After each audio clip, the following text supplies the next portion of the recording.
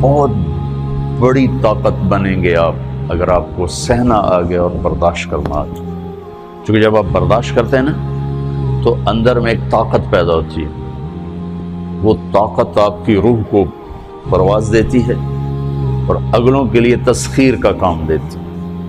اور اگر آپ پھٹ گئے تو بم کے پھٹنے سے کیا ہوتا ہے؟ تباہی آتی ہے۔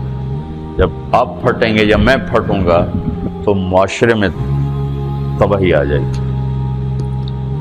تو اس کے لیے آپ دو چیزوں کا اہتمام فرمائیں۔ ایک اپنی زبان کی حفاظت فرمائیں۔ آپ اس 400 کے معاشرے میں کوئی غیبت کرنے والا نہ ہو، کوئی جھوٹ بولنے والا نہ ہو، کوئی کسی کو طنز کرنے والا نہ ہو، تانا دینے والا نہ ہو۔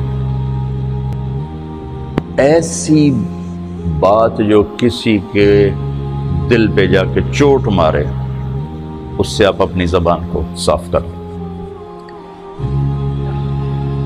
کبھی اس پہ قابو پا سکیں گے، کبھی نہیں، کبھی رہ جائے گا، کبھی ہو جائے گا۔ تو جب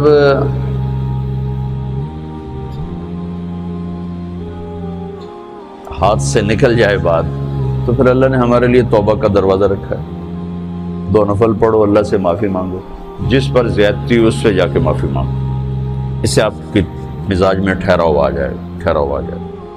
تو میں آپ سب سے یہ گزارش کرتا ہوں کہ اس معاشرے میں آپ اپنی زبان پہ قابو پانا سیکھیں۔ برائے میرا بہت فائدہ ہوگا۔ ایک زندگی گزری ہے، شام قریب ہے، تو پوری زندگی کے تجارب نچوڑ بھی اس میں شامل ہیں، اور تجارب نچوڑ کو گولی مارو اور دیوار پہ ڈال دو۔ میرے نبی کا فرمان اس کے لیے کافی ہے کہ آپ نے فرمایا کہ 2 چیزوں کی ضمانت دے دو، میں جنت کی ضمانت دیتا ہوں۔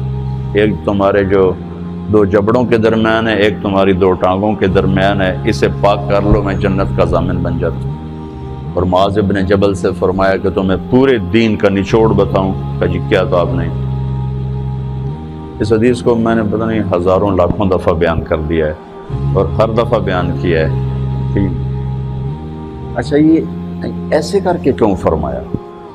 یہ پہلے کیا پھر کہا کف ھذا، اور کہا کس کو ہے؟ جن کے بارے میں آتا ہے کہ اس امت کے علماء کا جھنڈا قیامت کے دن معاذ بن جبل کے ہاتھ میں ہوگا۔